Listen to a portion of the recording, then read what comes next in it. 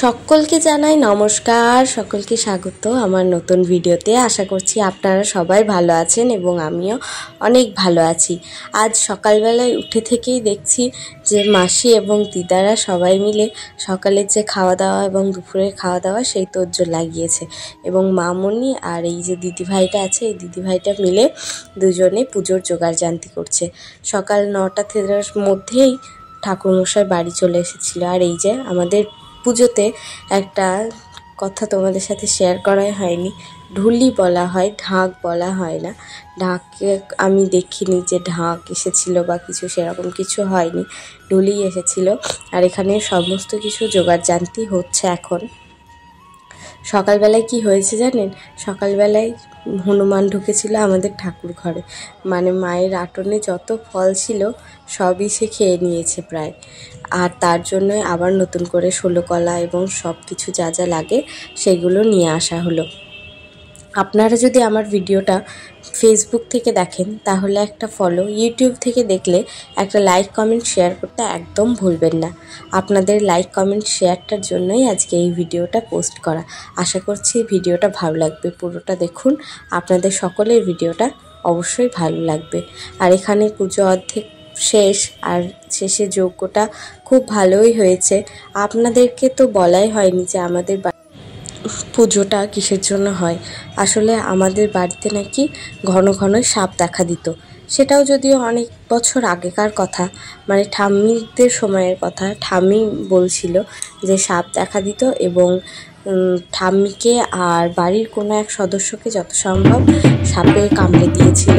তারপরে বাবার একটা বড় অ্যাক্সিডেন্ট হয়। অ্যাক্সিডেন্টের আগে থেকেই যদিও পুজো শুরু হয়ে গেছে এবং সেই জন্যই পুজো হয় বাড়িতে। আর সেই ঠাম্মি যেহেতু পুজো শুরু করেছিল, এখনও সেই পুজো কেউই বন্ধ করেনি। পুজো প্রত্যেকবারই বাড়িতে এরকম ধুমধাম করেই পুজো হয়। তো পুজোটা তোমাদের সাথে একটু শেয়ার করে নিই। ভিডিওটা ভালো লাগলে অবশ্যই লাইক কমেন্ট শেয়ার করবেন। আর এখানে আমি আর আমার বড়বাবু দাঁড়িয়ে দাঁড়িয়ে একটু পুজো দেখছিলাম। জেঠিমা ছিল, বড় জেঠি আমাদের বাড়ি।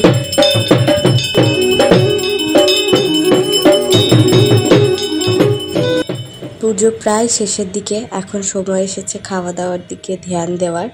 তো আমরা এখানে সকলে মিলে খাচ্ছিলাম, দিদারা এবং মাসি। আর সিধু এসেছে এখানে ফোন নিয়ে আসার জন্য। আর জানেন, মাসি বারবার ক্যামেরা থেকে লুকাচ্ছিল, তো সেই জন্য মাসিকে একটু ফোকাস করে তোলা। এর মধ্যে দুপুরে রান্নাবান্না যেহেতু শুরু হয়ে গেছে, আমার দায়িত্ব পড়েছে পনিরগুলো একটু ভেজে দেওয়া।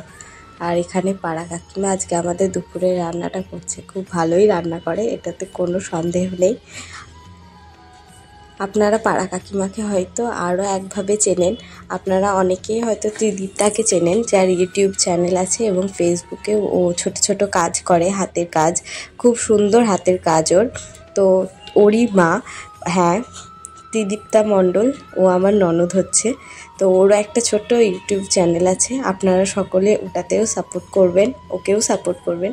আর এখানে তন্নি এবং ও মিলে দুপুরবেলায় যে বৃষ্টি হচ্ছে সেই বৃষ্টির আনন্দ উপভোগ করছে। এর মধ্যে নিচে থেকে চলুন আপনাদের সকলকে ঘুরিয়ে আনি। বর্ষার সময়ে বাইরে বৃষ্টি হলে বারবার, আপনারা তো জানেন, বাইরের থেকে ঘরে ভিজে জামা কাপড় বেশি দেখা যায়, তার জন্যই আমার উপরটার এই অবস্থা। আর এখানে ভিডিওটা আমি নয়, সিধু করছিল। আর সিধুকে ঠাকুরমশাই বলছে, তোর হাতে ওটা কী রে, এরকম হাসাহাসি হচ্ছিল একটু। আর এখানে দেব শুয়ে ল্যাদ খাচ্ছে। আর এখানে রান্না বান্নার সমস্ত প্রস্তুতি প্রায় হয়েই এসেছে, সেটাই। আর মামনিকে তো তোমরা সকলেই চেনো, এটা আমার মাসিমণি। আর বাকিদের সাথে পরিচয় করিয়ে দেব খুব তাড়াতাড়ি, কারণ বিসর্জনের সময় সকলেই আশা করছি যাবে, তখন তোমাদের সাথে সেই পরিচয় পর্বটা সেরে নেব। দুপুরে খাওয়া দাওয়ার পরে এখানে পাড়া কাকিমা বরণ করছে। আর মামনি যখন বাড়িতে বরণ করেছে তখন আমি উপরে রেডি হচ্ছিলাম, সেই জন্য মামনির বরণের ভিডিও আমার তোলা হয়ে ওঠেনি। এখানে কাকিমা ঠাকুরকে বরণ করে নিচ্ছে, শেষ বরণ এই বছরের মতো। এবারে ঠাকুরের যাবার পালা। আর এখানে যারা আছে সকলেই প্রায় যাবে।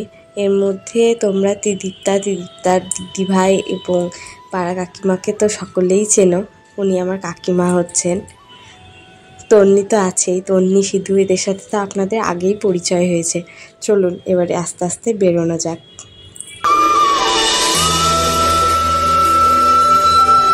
এখানে আমরা তিনজনে একটু ক্যাট মেরে ছবি তুলে নিলাম, একটু স্টাইল মেরে। আর এখানে এটা হচ্ছে আমাদের তামালতলা। আর তামালতলা থেকে খানিকটা গিয়ে যে মন্দিরটা আছে, দুর্গা মন্দির, ওখানে ঠাকুরকে নামিয়ে একটু ওই যে ঘোরানোর যে নিয়মগুলো আছে সেগুলোই করা হচ্ছে। চলো পাকা রাস্তা ধরে আমরা এবারে যাচ্ছি দুপুকুর গঙ্গার ঘাটে। দুপুকুর গঙ্গার ঘাটে আমাদের এই দিকে সমস্ত যে পাঁচকেটি দুপুকুরিয়ার যে ঠাকুরগুলো আছে সেগুলো সবই ডোবানো হয়, আর সেখানেই এখন যাচ্ছি। এর মধ্যে বলেছিলাম যে পরিচয় পর্বটা সেরে নেব। ওই যে লাল রঙের জামা পরে ওটা অনিক, এই যে বাবা আর ছোট কাকি এবং সকলেই ছিল। সকলের মুখ তো ধরা পড়েনি।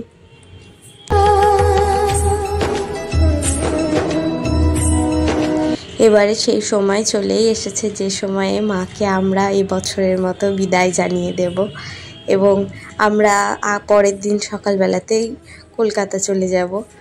এখানে খুব আনন্দ হলো এই দুদিন। প্রত্যেক বছর এই দিনটা ফিরে ফিরে আসুক, সকলে একত্রিত হোক, এক জায়গায় হোক, খুব আনন্দ করব। এবং আরও যে নিয়মগুলো ছিল সেগুলো করার পরে আমাদের মা মনসাকে সকলে মিলে ডুবিয়ে দিল।